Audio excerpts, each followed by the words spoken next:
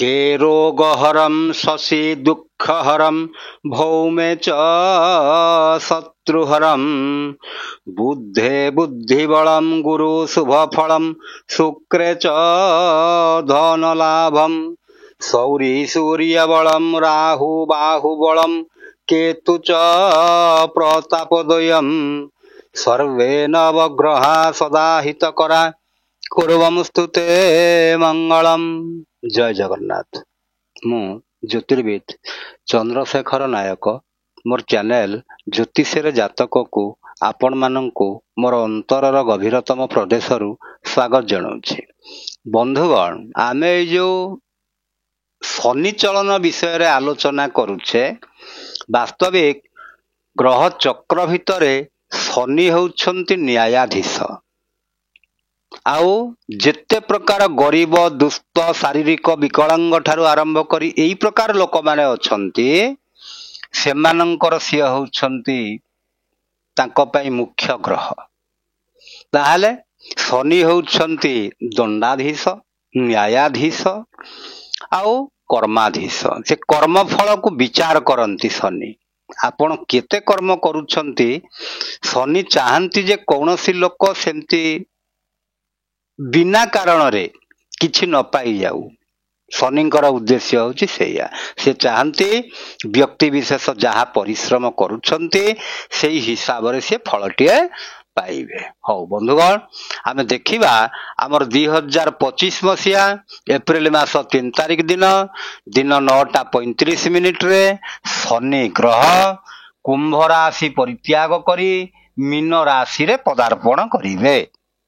ताहले आमे जानिबा, आमे पूर्व अध्याय रे मु सबु राशि विषय रे टिके टिके कहिथिले, किंतु आजी आमे पुंखानुपुंख आलोचना करिबा राशि चक्र र प्रथम राशि मेष राशि। मेष राशि एक टाणुआ राशि, एक लढुआ राशि, जहा बुझिथिबे सेया। आउ बहुत दूरदर्शी से माने। हाँ ठीक अच्छे बंधुगण, आमे से कथा को जीवा नहीं। मु यही कथा बहुत आगुरु पूर्वर बहुत कथा एभली कहिछि। आज जीवा जे आमे पार्ट 481 शीर्षकटीर ना होछि शनि चलन 2025 मेष राशि पाई। ताल बंधुगण देखंतु, आपण आपणकर जातकटी खोलंतु, देखंतु जदि आपणकर पर्टिकुलर एई जागाटी रे च लेखा जाइछंती, च अर्थ चंद्र, चंद्र ग्रह जदि सेठी च बोलिकरी लेखा जाइछंती, आपण जानिबे जे एटा आपणक विषय रे ही कुआ जाउ अछि। ताले मेष राशि केते प्रकार थांती देखंतु, 1 2 3 बाई 1। तार अर्थ होची 1/1 अश्विनी नक्षत्र मेष राशि, 2/1 द्विजा बा भरणी नक्षत्र मेष राशि, 3/1 माने कृतिका नक्षत्र मेष राशि। ये तीनिटी भितरु आपणकर जो राशि गोटे हेथिबो, जो नक्षत्र गोटे हेथिबो, किंतु राशिटी 1 आपणकर एइटी सबले 1 बोली लेखा हेथिबो तळे। जानिबे जे एटा आपणक कथा ही कुहा जाउ अछि। ताले देखिबा, ताले मेष राशि रो मालिक किए ना, मेष राशि रो मालिक होउछंती मंगल। अच्छा, मंगलंक संगे शनिंकर संपर्कटा कोन ताकू जानिबा को पड़िबो ना। मंगल आ शनि ये आपस रे परस्पर समग्रह,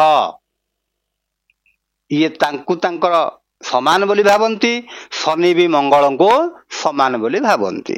काहे कि ना मंगल मंगल मकर राशि रे अर्थात शनिंकर घरे उच्चत्व प्राप्त हुअंती।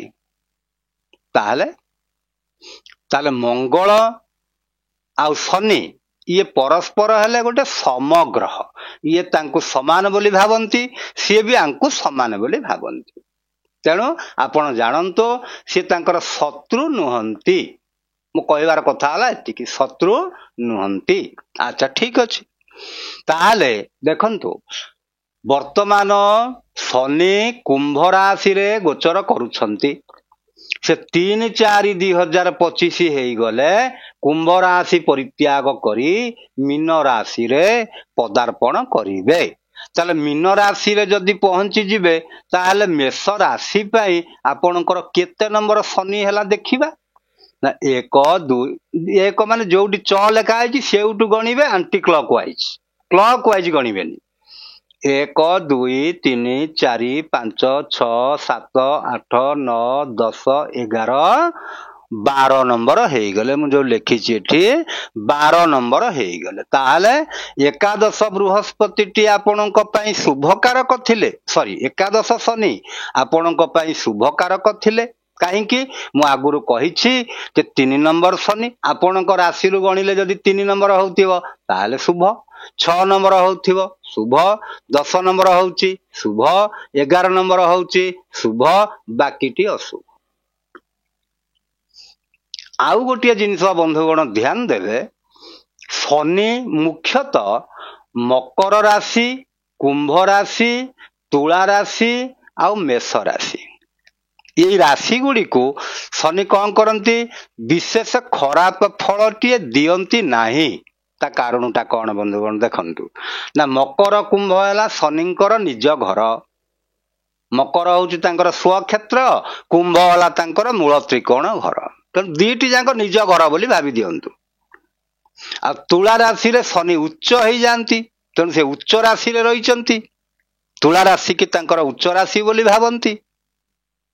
ଆଉ ମେଷ ରାଶି ହେଲେ ଆମର ମଙ୍ଗଳଙ୍କର ରାଶି, ଅର୍ଥାତ୍ ତା ମାନେ ସମ ରାଶି। ତାହେଲେ ଏଠି ଆପଣ ମାନଙ୍କୁ ମୁଁ ଗୋଟିଏ କଥା କହିଦେବାକୁ ଚାହେଁ ବନ୍ଧୁଗଣ, ଆପଣ ଏଇ ଯୋଉ ଜିନିଷ, କେତେ ଲୋକ ଅଛନ୍ତି ସିଏ ବହୁତ ଶନି ଚଳନ ହେଲେ ସେ ବ୍ୟତିବ୍ୟସ୍ତ ହେଇ ପଡନ୍ତି।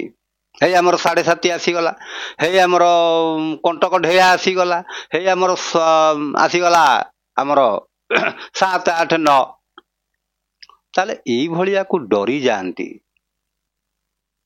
କିନ୍ତୁ ବନ୍ଧୁଗଣ ଏଥିରେ ଡରିବାର କିଛି ବି କାରଣ ନାହିଁ। ତା କାରଣ, ଆପଣଙ୍କର ଯଦି ଦେହ ଖରାପ ହଉଛି ଆପଣ ହସ୍ପିଟାଲକୁ ଯାଉଛନ୍ତି କି ନାହିଁ? ସେଇଭଳି ଆପଣଙ୍କର ଯଦି ଖରାପ ସମୟଟିଏ ଆସିଛି ଆପଣ ତାର ପ୍ରତିକାର କରିବେ। ଏଥିରେ ଅସୁବିଧା କୋଉଠି ରହିଲା? ଆଉ ସତର୍କ ହେବେ। ବନ୍ଧୁଗଣ ସାଧାରଣତଃ ଲୋକମାନେ ଭାବନ୍ତି କଣ, ଶନି ଦଣ୍ଡ ଦେଇଦେବେ। ଆଚ୍ଛା, ଶନି କାହିଁକି ଦଣ୍ଡ ଦେଇଦେବେ? ବିଚାରପତି ଯିଏ ମୁଖ୍ୟ ବିଚାରପତି ହେଇଛନ୍ତି ସିଏ ଆପଣଙ୍କୁ ଦେଖିକିରି ଖାଲି ଦଣ୍ଡୁଟା ଦେଇଦେବେ? ଆପଣ କିଛି ଭୁଲ କାମ କରିଛନ୍ତି ବୋଲି ଆପଣଙ୍କୁ ଦଣ୍ଡୁଟିଏ ଦେଇଛନ୍ତି। ତେଣୁ ଜାଣି ଶୁଣି କେବେ ଭୁଲ କାମ କରିବେ ନାହିଁ। ଆଉ ଯଦି ଆପଣଙ୍କ ଦ୍ୱାରା ଯଦି କିଛି ଭୁଲ କାମ ହେଇଗଲା ତାହେଲେ ତାକୁ କନଫେସ୍ କରିଯିବେ, ନା ପ୍ରକୃତ ମୋ ଦ୍ୱାରା ଏଇଟା ଭୁଲ କାମ ଗୋଟିଏ ହେଇଗଲା, ତାହେଲେ ଆପଣ କ୍ଷମା ପାଇଗଲେ। କିନ୍ତୁ ଜାଣି ଶୁଣି ଯୋଉ ଭୁଲ କରାଯାଏ ସେ ଭୁଲର କ୍ଷମା ନଥାଏ, ଦଣ୍ଡ ମିଳେ। ହଉ, ଠିକ ଅଛି ବନ୍ଧୁଗଣ, ତାହେଲେ ଆମେ ଦେଖିବା ଆପଣଙ୍କର ରାଶି ହେଲା ମେଷ ରାଶି। ଶନି ଚଳନ ହେଲେ ଆପଣଙ୍କର ରାଶିକୁ ହେଲା 12 ନମ୍ବର ଶନି, ଦ୍ୱାଦଶ ଶନି। ତାହେଲେ ଦ୍ୱାଦଶ ଶନିରେ କଣ ହୁଏ ନା, ଦ୍ୱାଦଶ ଶନିର ଯୋଉ ଫଳଟି, ଦ୍ୱାଦଶ ଶନିରେ କଣ ହୁଏ? ସବୁ ପ୍ରକାର ଅନର୍ଥ ସୃଷ୍ଟି ହୁଏ, ବିନା କାରଣରେ ଝଗଡା ହେଇଯାଏ, ବିନା କାରଣରେ କୋର୍ଟ କଚେରୀ ଦର୍ଶନ, ଏଇଭଳି ସିଚୁଏସନଟା ଆପଣଙ୍କୁ ଅପେକ୍ଷା କରିଥାଏ। ତେଣୁ ବନ୍ଧୁଗଣ ସତର୍କତାର ସହ କାମ କରିବେ, ଜାଣି ଶୁଣି କେବେ ଭୁଲ କରିବେ ନାହିଁ। ଇଏ ଗଲା ଶନି ଯୋଉ ଘରେ ରହିଲେ। ତାପରେ ଆପଣ ମାନେ ଜାଣିଛନ୍ତି ଶନିଙ୍କର 3ଟି ଦୃଷ୍ଟି ଅଛି। ଗୋଟେ ହେଲା 3 ନମ୍ବର, ଗୋଟେ 7 ନମ୍ବର, ଆଉ ଗୋଟେ ହେଲା ଆପଣଙ୍କର 10 ନମ୍ବର। 3 7 10।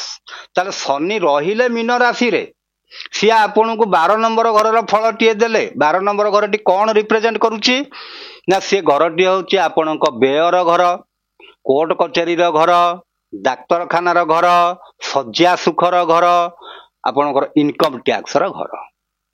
ସେଟା ଗୋଟେ ବ୍ୟାଡ ହାଉସ 12 ନମ୍ବର ଘର। ତାହେଲେ ସେଇ ସମ୍ବନ୍ଧୀୟ ଯୋଉ କଥା ଗୁଡ଼ିଏ, ତା ଅର୍ଥ ଆପଣ ଯଦି କିଛି ଲୋନ କରୁଛନ୍ତି, ସୁଝିବା କାପାସିଟି ରଖିକିରି ଲୋନ ଟିଏ କରନ୍ତୁ। କି କାହାଠାରୁ ଆପଣ ହାତ ଉଧାରି ଆଣୁଛନ୍ତି, ସେଇଭଳି ହିସାବ ଆପଣ ଟାର୍ଗେଟ କରିଥିବେ ଯେ ମୁଁ ସୁଝି ପାରିବି ବୋଲି, ନହେଲେ ହଇରାଣଟିଏ ହେବେ। କାହା ସାଙ୍ଗରେ ମାଡ଼ଗୋଳଟିଏ କରିବେ ନାହିଁ, କୋର୍ଟ କଚେରୀ ଯିବାକୁ କେବେ ଇଚ୍ଛା କରିବେ ନାହିଁ। କୋର୍ଟ କଚେରୀ ଯିବାକୁ ଇଚ୍ଛା ଅର୍ଥ ଆପଣ ଜାଣିଶୁଣି ମାଡ଼ଗୋଳ କଲେ କୋର୍ଟ କଚେରୀ ଯିବେ। ଇଏ ଗଲା ଗୋଟିଏ କଥା। ତାପରେ ଶନି ଯେହେତୁ 3 ନମ୍ବର ଦୃଷ୍ଟି ତାଙ୍କର ଅଛି, ସିଏ କାହାକୁ ଦେଖୁଛନ୍ତି? 1 2 3 ବୃଷ ରାଶିଟିକି ଦେଖୁଛନ୍ତି। ବୃଷ ରାଶିଟି ଆପଣଙ୍କର କି ଘର? ଆପଣଙ୍କ ରାଶି ହିସାବରେ 2 ନମ୍ବର ଘର। ବନ୍ଧୁଗଣ, ଆମେ ଲଗ୍ନ ହିସାବକୁ ଯିବା ନାହିଁ। ଆପଣଙ୍କର କଣ ଲଗ୍ନ ସେ ଅଲଗା କଥା, ଏଟା ରାଶି ହିସାବରେ କୁହାଯାଉଛି। 2 ନମ୍ବର ଘର। 2 ନମ୍ବର ଘରର ଅର୍ଥ କଣ? ସେଠି କଣ ଆମେ ଦେଖୁ ନା, ସେଠି ଆମେ ଦେଖିବା ଆପଣ ମାନଙ୍କର 1ରେ କୁଟୁମ୍ବ, 2ରେ ବାଣୀ। ବାଣୀ ଅର୍ଥ ଆପଣ ଯୋଉ ପ୍ରକାର କଥାଟି କହୁଛନ୍ତି, କେତେବେଳେ ଗୋଟେ ଏମିତି କଥା କହିଦେବେ ଯେ ଯୋଉଟା କି ଆପଣଙ୍କୁ ଝଗଡା ଝାଟି ଆଡକୁ ଟାଣି ନେଇଯିବ। ତେଣୁ କଥାରେ ସତର୍କତା ହେବେ। କୁଟୁମ୍ବ ମାନଙ୍କ ସହିତ ସମ୍ପର୍କ ଠିକ ରଖିବାକୁ ଚେଷ୍ଟା କରିବେ। ଆଉ ସେଠି କଣ? ଧନ ସଞ୍ଚୟର ଘର। ବନ୍ଧୁଗଣ, ଶନି ଯେତେବେଳେ ଖରାପ ହୁଅନ୍ତି ସେତେବେଳେ କଣ କରନ୍ତି? ସିଏ ଆପଣଙ୍କର ସବୁ ଘରକୁ ନେଗେଟିଭ ଫଳଟା ଦେଇ ଦିଅନ୍ତି। ତେଣୁ ସେ ନେଗେଟିଭ କି ପଜିଟିଭ କରିବା କାମ ହଉଛି ଆପଣଙ୍କର, ଅର୍ଥାତ୍ ପ୍ରତିକାରଟିଏ କରିବେ। ତେଣୁ ଆପଣଙ୍କର କୁଟୁମ୍ବ ସହିତ ମନମାଳିନ୍ୟ ହେଇପାରେ। ଧନ ସଞ୍ଚୟ ଆପଣ ଯେତିକି କରିବାକୁ ଚାହୁଁଛନ୍ତି ନ ହେଇପାରେ। ଆଉ କଥା ବହୁତ ସତର୍କତାର ସହ କଥାଟିଏ ହେବେ। ଇଏ ଗଲା ଆପଣଙ୍କର ଶନିଙ୍କର ତୃତୀୟ ଦୃଷ୍ଟି। ତାପରେ ଶନି 7 ନମ୍ବର ଦୃଷ୍ଟିରେ କାହାକୁ ଦେଖୁଛନ୍ତି? 1 2 3 4 5 6 7। 7 ହେଲେ ଆପଣଙ୍କ ରାଶି ଠାରୁ ଏଇଟା କୋଉ ଘର ହେଲା? 1 2 3 4 5 6, ଷଷ୍ଠ ଘରଟି ହେଇଗଲା। ଷଷ୍ଠ ଘରର ଅର୍ଥ କଣ? ଷଷ୍ଠ ଘର ହଉଛି ରୋଗ, ଋଣ ଆଉ ଶତ୍ରୁ। ରୋଗ, ଋଣ, ଶତ୍ରୁର ଘରଟି ହଉଛି 6 ନମ୍ବର ଘର। ଆଉ ସେଇଟା ମଧ୍ୟ ହାଉସ ଅଫ କମ୍ପିଟିସନର ଘର। ଆଉ ବନ୍ଧୁଗଣ ମନେ ରଖନ୍ତୁ, ମେଷ ରାଶି ପାଇଁ ଶନି ହେଲେ କର୍ମକାରକ, ଆପଣଙ୍କର 10ମ ଘର ମାଲିକ ଆଉ ଏକାଦଶ ଘରର ମାଲିକ। ତେଣୁ ସେଥିପାଇଁ ଯୋଉମାନେ ଚାକିରି ଉତ୍ସୁକ ବ୍ୟକ୍ତି ଅଛନ୍ତି ସେମାନେ ଚାକିରି ବାକିରି କରିପାରିବେ। କିନ୍ତୁ ମୁଖ୍ୟତଃ ସ୍ୱାସ୍ଥ୍ୟ କଥାଟିକୁ ନେଇକରି ଟିକେ ଯତ୍ନଶୀଳ ହେବେ। ଆଉ କାହା ସାଙ୍ଗରେ ଝଗଡା ଝାଟି କରିବାକୁ କେବେ ଯେମିତି ଚାହିଁବେ ନାହିଁ, ତାହେଲେ ଯାଇକି ଆପଣ ଠିକ ରହିବେ। ଆଉ ମୁଖ୍ୟତଃ ଏଇ ସମୟରେ ଯୋଉମାନେ ବିଦ୍ୟାର୍ଥୀ ଅଛନ୍ତି ସେମାନେ ପାଠ ପଢିବାର ମନ ଦେବେ, ତାଙ୍କର ଏକାଗ୍ର ଚିତ୍ତ ଆସିବ। କିନ୍ତୁ ଯେତିକି ଆଶାଟା କରୁଥିବେ, ମନେକର ଆଶା ଜଣେ କରୁଛି ମୁଁ 100 ମାର୍କ ପାଇବି, 2 ମାର୍କ କଟି ଯାଇପାରେ, କିନ୍ତୁ ସଫଳତା ପାଇବେ। ଆଚ୍ଛା, ତାପରେ ଶନି କଣ କରୁଛନ୍ତି? 10ମ ଦୃଷ୍ଟିରେ ଦେଖୁଛନ୍ତି। 1 2 3 4 5 6 7 8 9 10। 10ମ ଘର ଅର୍ଥ ଦେଖନ୍ତୁ ଆପଣଙ୍କ ରାଶି ପାଇଁ ହେଲା 9ମ ଘର, ମାନେ ଭାଗ୍ୟ ଘର, ଆପଣଙ୍କର ପିତାଙ୍କର ଘର, ଆପଣଙ୍କର ଧର୍ମ ଘର। ତେଣୁ ବାପାଙ୍କ ସାଙ୍ଗରେ କେବେ ମନମାଳିନ୍ୟ ହେବେ ନାହିଁ। ଆଉ ଧାର୍ମିକ ନ ହୁଅନ୍ତୁ ପଛେ ଅଧାର୍ମିକ ହୁଅନ୍ତୁ ନାହିଁ। ଆପଣ ଧାର୍ମିକ ନ ହୁଅନ୍ତୁ, କିଛି କଥା ନାହିଁ, ଅଧାର୍ମିକ ହୁଅନ୍ତୁ ନାହିଁ। ତା ମାନେ ଧାର୍ମିକର ଅର୍ଥ କଣ? ଆପଣଙ୍କ କାମ ଠିକ ଭାବରେ ସହି ସଲାମତ ହିସାବରେ କରିବା, କାହାରି କ୍ଷତି ନ ପହଞ୍ଚେଇବା, ୟାକୁ କହନ୍ତି ଧର୍ମ। ତାହେଲେ ଆପଣ ସେ କାମଟି କରିବେ। ଆଉ ମୁଖ୍ୟ କଥା, ଯେଉଁମାନେ ଆମେ ସ୍ୱାସ୍ଥ୍ୟ କଥା ଯଦି ଆଲୋଚନା କରିବା ତାହେଲେ ସ୍ୱାସ୍ଥ୍ୟ ବିଷୟରେ ଟିକେ ସତର୍କ ହବାକୁ ପଡିବ। କାହିଁ ଶନି ଷଷ୍ଠ ଘରକୁ ଯେହେତୁ ଦେଖୁଛନ୍ତି, ତେଣୁ ଆପଣ ଗୋଡ ହାତ ବିନ୍ଧା ଏଇ ପ୍ରକାର ଯୋଉ ବେମାରୀ, ତାପରେ ଦ୍ୱିତୀୟ କଥା ହେଉଛି ନ୍ୟୁରୋଲୋଜି ସମ୍ବନ୍ଧୀୟ ବେମାରୀ, ଏଇ ଟାଇପର ଜିନିଷ ଗୁଡିକ ଆପଣଙ୍କର ହବ। ଆଉ ଝଗଡା ଝାଟି ଠାରୁ ଦୂରେଇ ରହିବେ। ବନ୍ଧୁଗଣ, ଆଉ ଏଇ ସମୟରେ ମହିଳା ମାନଙ୍କ ପାଇଁ ଭଲ ସମୟଟିଏ ଆସିଛି। ସେମାନେ କର୍ମ କ୍ଷେତ୍ରରେ ବହୁତ କାର୍ଯ୍ୟ ବ୍ୟସ୍ତ ରହିବେ। ଆଉ ସେମାନେ ଘରର ଦାୟିତ୍ୱ ଠିକ ଭାବରେ ତୁଲେଇ ପାରିବେ। ଆଉ ଯେଉଁ ମହିଳା ମାନେ ବିଭିନ୍ନ ଅଫିସରେ କାମ କରୁଛନ୍ତି ବା କର୍ମଜୀବୀ ମହିଳା ମାନେ, ସେମାନେ କଣ ନା ସେମାନଙ୍କ ପାଇଁ ଟିକେ କଷ୍ଟ ହେଇପାରେ। ତାର ଅର୍ଥ ହଉଛି ଯେତିକି ପରିଶ୍ରମ ଆଗରୁ କରିବାକୁ ପଡୁଥିଲା ଏବେ ଟିକେ ବେଶୀ ପରିଶ୍ରମ କରିବାକୁ ପଡିବ। ଆଉ ଯେତିକି ଆପଣ ଆୟ କରୁଥିଲେ ତାଠାରୁ ଟିକେ କମ ହେଇଯାଇପାରେ ଆୟ। ଆଉ ବନ୍ଧୁଗଣ ଦେଖନ୍ତୁ, ତାହେଲେ ଆଉ ଯୋଉମାନେ ସାଧାରଣତଃ ଯେଉଁ ପିଲା ଛୁଆ ମାନେ ଚାକିରି ପାଇବା ପାଇଁ ଚାହୁଁଛନ୍ତି, ସମୟଟି ଭଲ ଅଛି, ଚେଷ୍ଟା କରନ୍ତୁ। ଟିକେ ଡେରିରେ ହେଇପାରେ, ଯୋଉଟା ବର୍ଷେ ଲାଗିବା କଥା ଆଉ 6 ମାସ ଅଧିକା ଲାଗିପାରେ, କିନ୍ତୁ ହେଇପାରେ। ତା କାରଣ ଶନି ହେଉଛନ୍ତି ଆପଣଙ୍କ କର୍ମକ୍ଷେତ୍ରର ମାଲିକ। ତାହେଲେ ବନ୍ଧୁଗଣ, ଏଇ ଯେଉଁମାନଙ୍କର ଶନି ଜାତକରେ ଶୁଭ କାରକ, ଆପଣ ଲଗ୍ନ ହିସାବରେ ମୁଁ ଆପଣଙ୍କୁ ବତେଇ ଦେଇଛି, ଆଉ ସେଇମାନଙ୍କ ପାଇଁ ଏଇଟା ଟିକେ ବେଶୀ କ୍ଷତିକାରକ ହେବ ନାହିଁ।